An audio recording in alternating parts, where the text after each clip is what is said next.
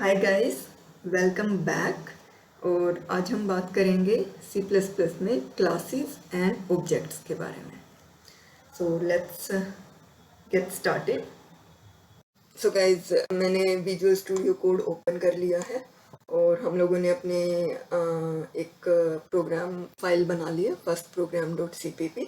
और यहाँ पर जो हमारा बेस स्ट्रक्चर होता है वो यहाँ पर प्रोग्राम का लिखा हुआ है। अब हम यहाँ पर सबसे पहले स्टार्ट करते हैं क्लास से।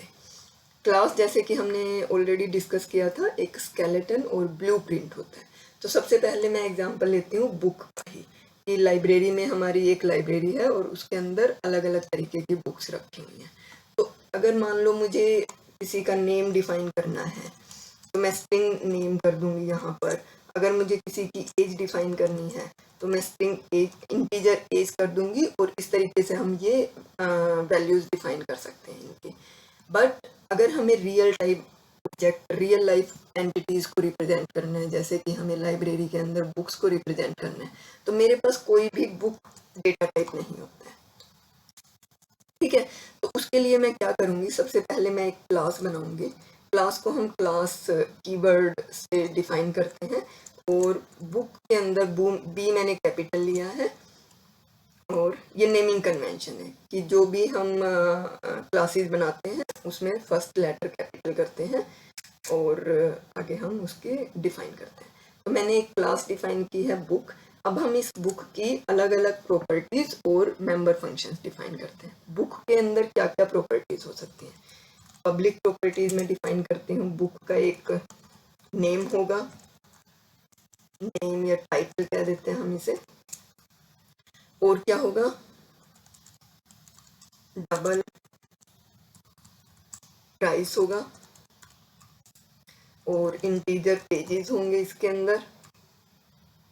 और हमारे पास एक स्ट्रिंग ऑथर भी होगा कि बुक को ऑथर कौन है।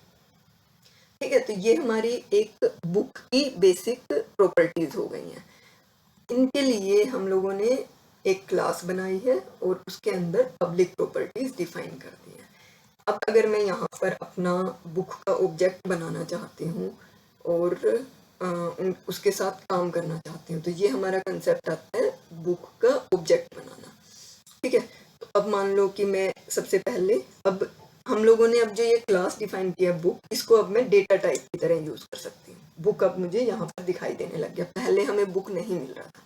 तो सबसे पहले मैं बुक 1 बनाती हूँ और बुक 1 की जो भी मेरी प्रॉपर्टीज हैं वो सब डिफाइन कर देती हूँ। टाइटल अगर हम कर देते हैं C++ एडवांस, फिर हमारी बुक 1 का जो ऑथर है उसको कर देते हैं कोडिंग चिट-चैट।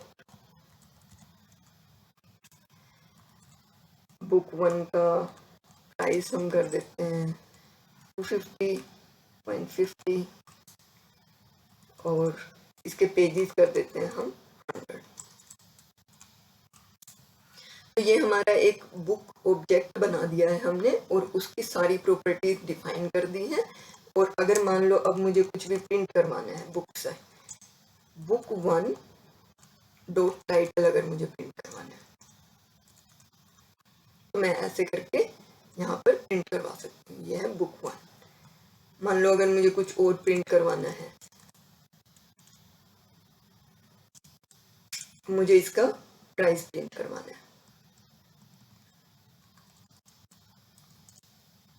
तो मैं इसका प्राइस प्रिंट करवा सकती हूँ। तो अब हम इसके रन करते हैं। जब हम इस प्रोग्राम को रन करते हैं तो मेरा एक बुक ऑब्जेक्ट क्रिएट हो जाता है, बुक की अलग अलग प्रॉपर्टीज असाइन हो जाती हैं। और जब मैंने प्रिंट किया तो बुक का जो ऑब्जेक्ट है उसका टाइटल और प्राइस यहाँ पर प्रिंट हो गया। ठीक है, इसी तरीके से हम बुक 2 भी डिफाइन कर सकते हैं, क्योंकि लाइब्रेरी के अंदर तो बहुत सारी बुक होंगी। तो हम एक और ऑब्जेक्ट भी बना सकते हैं, बुक 2 बना सकते हैं हम। और इसके अंदर हम C++ की जगह मान लो जावास्क्रिप्ट की बुक कर देते हैं और इसका ऑथर को कोडिंग चिट-चैट न्यू यूजर बना देते हैं। इसका प्राइस हम 150 कर देते हैं और इसके पेजेस हम 150 कर देते हैं।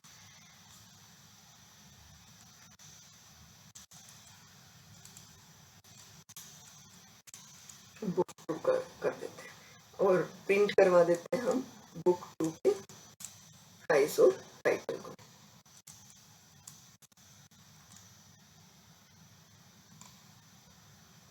तो अब अगर मैं इस प्रोग्राम को रन करती हूँ तो मेरा बुक 1 का भी प्राइस और टाइटल प्रिंट हो जाएगा और बुक 2 का भी प्राइस और टाइटल प्रिंट हो जाएगा। तो ये हमारी होते हैं क्लासेस और ऑब्जेक्ट क्या होते हैं। अब हम आते हैं कंस्ट्रक्टर के ऊपर। जैसे कि अब मैंने बुक 1 डिफाइन की है, बुक 2 डिफाइन की है, उसकी सारी प्रॉपर्टीज मैंने यहाँ पर असाइन की हैं, तो मुझे बहुत सारी लाइंस ऑफ कोड लिखनी पड़ी है। अब मैं क्या करती हूँ कि यहाँ पर एक कंस्ट्रक्टर बना देती हूँ। कंस्ट्रक्टर क्या होता है, एक स्पेशल टाइप ऑफ मेथड होता है, उसका कोई रिटर्न टाइप नहीं होता है, और जो भी मेरी क्लास का नाम होता है सेम नाम कंस्ट्रक्टर का भी होता है। ओपन क्लोजिंग ब्रैकेट्स करा देते हैं और ये हमने एक डिफॉल्ट कंस्ट्रक्टर बना दिया है, इसके अंदर कोई भी पैरामीटर एक्सेप्ट नहीं कर रही हूँ। यहाँ पर मैं क्या करती हूँ कि टाइटल जो है मेरा, टाइटल को मैं बाय डिफॉल्ट इनिशियलाइज कर देती हूँ डमी बुक। इसी तरीके से ऑथर को इनिशियलाइज कर देते हैं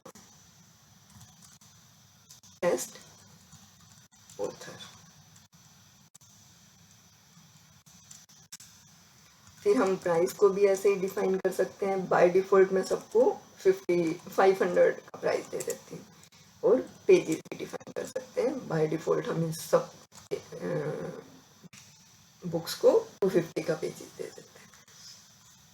अब अगर मान लो मैं जैसे ही ये जो कंस्ट्रक्टर होता है ना, ये कंस्ट्रक्टर जैसे ही मैं बुक क्लास का ऑब्जेक्ट बनाऊंगी उसी टाइम ये कॉल हो जाता है। तो अगर मान लो कि मैंने ये जो बुक 1 बनाई है, मैं इसकी कोई भी प्रॉपर्टी असाइन नहीं करती, मैं सिर्फ बुक 1 बना के और इसे छोड़ देती हूँ। अब अगर मैं इस प्रोग्राम को रन करूंगी तो जो मेरा कंस्ट्रक्टर है, कंस्ट्रक्टर के अंदर जो भी डिफॉल्ट वैल्यूज सेट की गई हैं वो सारी वैल्यूज बुक 1 को असाइन हो जाएंगी। और जब हम बुक 1 डॉट टाइटल प्रिंट करेंगे और बुक 1 डॉट प्राइस प्रिंट करेंगे तो जो भी मैंने कंस्ट्रक्टर में असाइन किया है वो वैल्यूज असाइन प्रिंट हो जाएंगे। तो हम रन करते हैं इस प्रोग्राम को।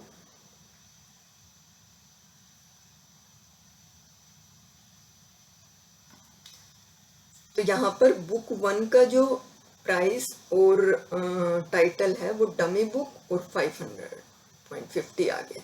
तो इसका मतलब जब हम कंस्ट्रक्टर के अंदर जो भी वैल्यूज असाइन कर रहे हैं प्रॉपर्टीज की, वो बाय डिफॉल्ट उस ऑब्जेक्ट को असाइन हो जाती हैं। और अगर हम उसका टाइटल, अगर मान लो कि मैं इस बुक का टाइटल चेंज कर देती हूँ यहाँ पर और अब मैं इसे रन करती हूँ, तो बुक का टाइटल तो चेंज हो जाएगा लेकिन प्राइस जो है वो डिफॉल्ट प्राइस ही रहेगा, बाकी प्रॉपर्टीज डिफॉल्ट रहेंगी जो मैं चेंज नहीं कर रही हूँ। तो यहाँ पर C++ एडवांस तो मेरा आ गया क्योंकि मैंने यहाँ पर इसका टाइटल चेंज कर दिया है, लेकिन 500 जो है वो मेरा सेम रहा जो मैंने कंस्ट्रक्टर में डिफाइन किया। तो ये होता है हमारा कंस्ट्रक्टर का यूज। कंस्ट्रक्टर का यूज क्यों किया जाता है, ताकि हम डिफॉल्ट प्रॉपर्टीज को असाइन कर सके, उनकी वैल्यूज असाइन कर सके। अब हमारे पास एक और कंस्ट्रक्टर होता है जो कि होता है पैरामीटराइज्ड कंस्ट्रक्टर। पैरामीटराइज्ड कंस्ट्रक्टर क्या होता है कि सेम यही क्लास का ही नेम होता है और इसके अंदर क्या होता है कि हम पैरामीटर्स एक्सेप्ट कर सकते हैं। तो मैं यहाँ पर स्ट्रिंग ए टाइटल एक्सेप्ट कर लेती हूँ,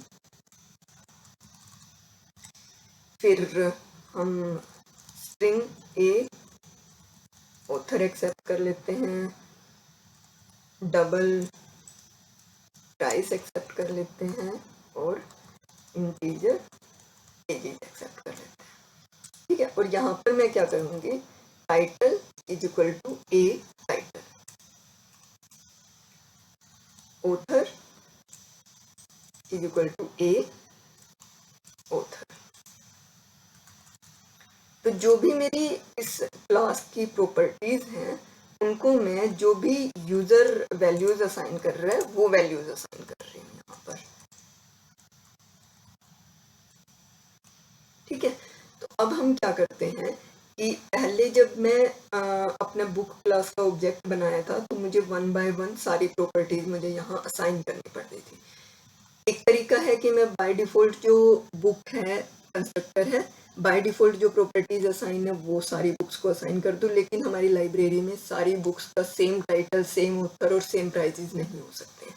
तो हम क्या करेंगे, यहाँ पर हम जब भी इसको इनिशियलाइज या ऑब्जेक्ट बनाएंगे तो इसको हम पैरामीटराइज्ड जो कंस्ट्रक्टर है वो कॉल कर लेंगे। यहाँ पर हम लोगों ने जो भी इस बुक की प्रॉपर्टीज़ की वैल्यू है वो हम 1 बाय 1 यहाँ पर दे देते हैं। टाइटल दे दिया, ऑथर दे दिया, 250.40 इसका प्राइस हो गया 50 और पेजेस इसके हो गए 100। तो हम लोग जो काम पहले 4 लाइनों के अंदर कर रहे थे, 5 लाइनों में कर रहे थे, अब वो मेरा काम सिर्फ 1 लाइन के अंदर मैंने कर दिया है। सिमिलरली जो मेरा बुक 2 है उसको भी हम इसी तरीके से कंस्ट्रक्टर के थ्रू इनिशियलाइज कर देते हैं।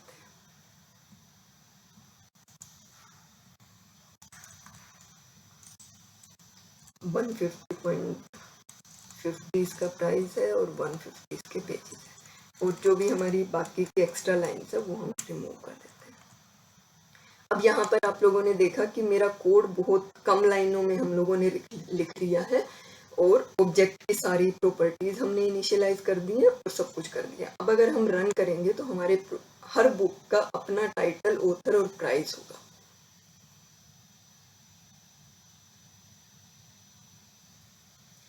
तो फर्स्ट बुक है हमारी C++ एडवांस, 250 प्राइस है, सेकंड जावास्क्रिप्ट है और 150 प्राइस है। तो ये हमारे होते हैं कंस्ट्रक्टर, डिफॉल्ट और पैरामीटराइज्ड कंस्ट्रक्टर, ताकि हम अपनी जो डिफॉल्ट ऑब्जेक्ट की प्रॉपर्टीज हैं उनको कम लाइंस में रीयूज कम लाइंस में असाइन कर सके वैल्यूज, और कोड को हम मिनिमम लाइंस ऑफ कोड बना सके। तो ये है हमारा क्लासेस ऑब्जेक्ट्स कंस्ट्रक्टर के बारे में। नेक्स्ट